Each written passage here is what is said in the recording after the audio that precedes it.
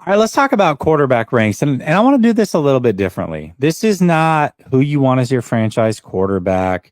This is not who you want the next 5 years. This is not a power rankings of who is the best player right now necessarily. This is all the quarterbacks in the playoffs for one playoff run. Who are you taking and why? So I figure, I don't know, we haven't talked about this as far as what the list looks like. I think we're going to look pretty different here, actually. I'm excited about this. And I think there are different ways that we can ultimately go. I call it the Purdy ranks because it's a 49er show, but let's go until we get to Purdy. So that may be number 3 for you. That may be number 10 for you. However long it takes for you to get to number whatever Purdy's at, that's how far your list will go. So let's start at number 1. The number 1 quarterback I would take, and I'm assuming you're going to go the same way. I don't care what the season has looked like. When you've got a guy who's put up the numbers of Patrick Mahomes and has multiple Super Bowl victories, multiple Super Bowl MVPs, and has been this far every year, AFC championship at the bare minimum, that guy you have to go with. And one thing that really stood out to me about Patrick Mahomes is they had the heart rate monitor on him and Josh Allen when they met head to head in the divisional game, when Josh Allen went absolutely crazy throughout that playoff run, 9 touchdown passes, no interceptions, like 350 yards a game, went bonkers, put the Chiefs back against the wall as far as you can with the game-winning touchdown, 13 seconds left. They said after the game that his heart rate, Patrick Mahomes' heart rate, was very high when the defense was on the field. But when he was in the games, it was about as calm as it could be. That guy under pressure does not get spooked. He just wants the ball literally in his hands. Patrick Mahomes has to be number 1 on this list. I don't care if he threw 40 interceptions this year. Patrick Mahomes is the guy you want with the game on the line, playoffs on the line. Give me Patrick Mahomes number 1. I'm going the same way. Patrick, you can't not take the best quarterback. Yeah. We've seen in clutch moments and stuff like that. Mahomes 1, 2. I'm going Stafford. I'm actually going Stafford. I don't know where you're going, but Super Bowl ring. He's been in the playoffs. I hate you so much right now, bro. I thought this is where we were going to be different. Oh, I had people who know ball, they know ball, so it is what it is, man. But Stafford has everything. Like he's a strong arm, good pocket quarterback. Now, different kind of quarterback than Mahomes, right? Mahomes can do all that fancy, dancy stuff. Well, Stafford can do it from the pocket. He's won a ring. He is proven to be a winner in the playoffs. So that's where I'm going to. Now, where you're going 3, that's where it starts to me, to be honest with you, because there's a quarterback that if we're going based off of only the playoffs, nothing else, there's a quarterback that might be pushed up for a lot of people. All right. Everybody knows I'm a big Josh Allen fan, and I assume that they would have expected me to put him at number 2. If I'm going pure talent, it's him at number 2, and it's not close in my opinion. It is close, actually. Lamar's right there as well, so I won't say not close. But Allen's my number 2 quarterback in the NFL. But for the playoffs, you're right. I just said that Stafford is a top 7 guy in the NFL, period. Playoffs side doesn't matter. He's a top 7 guy. Now you add in the fact that he recently has a Super Bowl ring. Give me Matthew Stafford number 2. I agree with you wholeheartedly.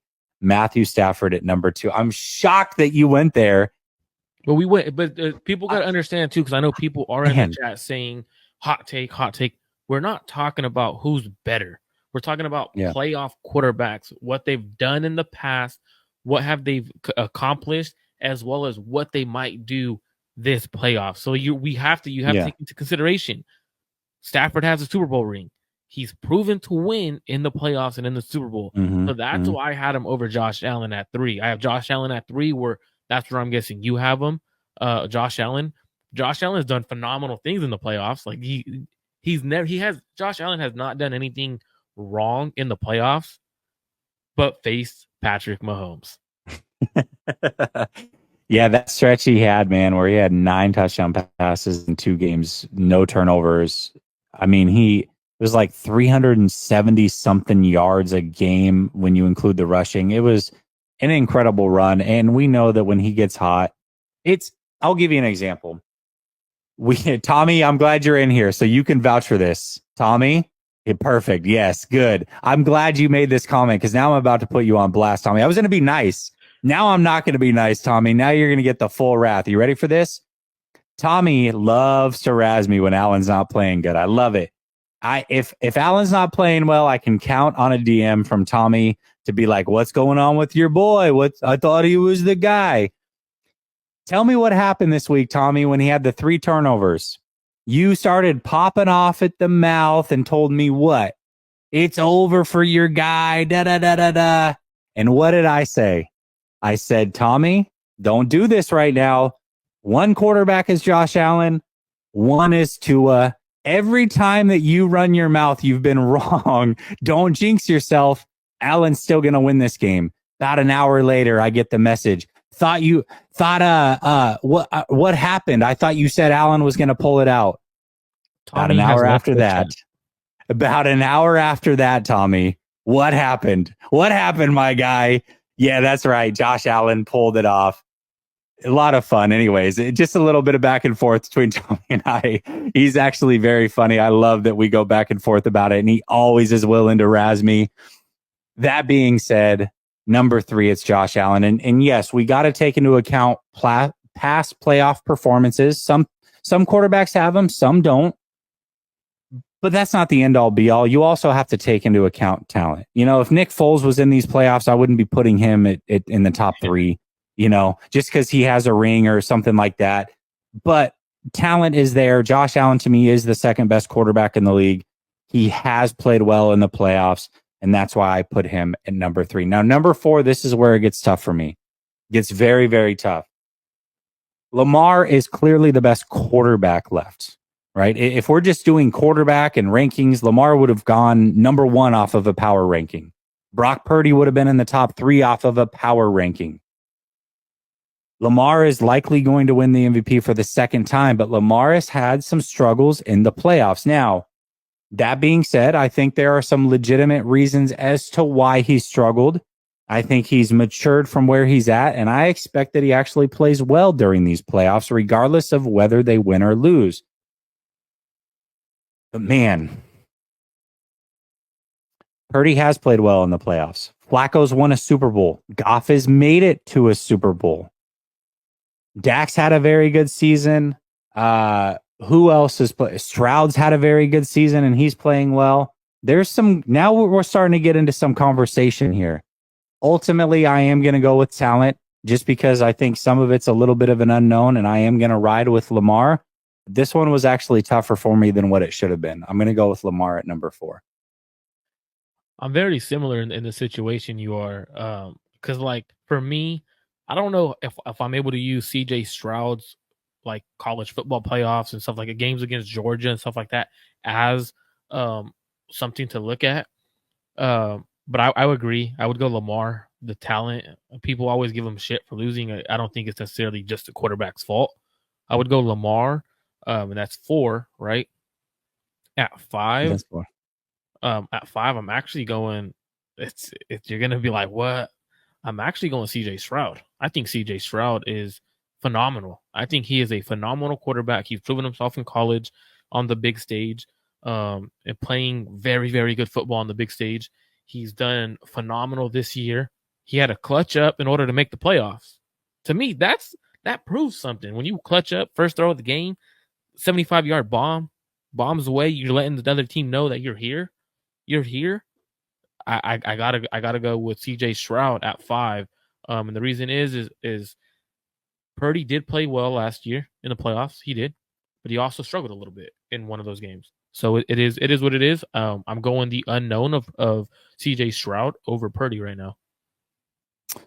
I do love me some CJ Stroud. Now, this is actually the toughest decision for me. It got dicey at Lamar, and this is where it gets really tough. And I'll tell you why it's tough. Looking at Joe Flacco, go look at his playoff numbers. First of all, the year they won the Super Bowl, 4 games.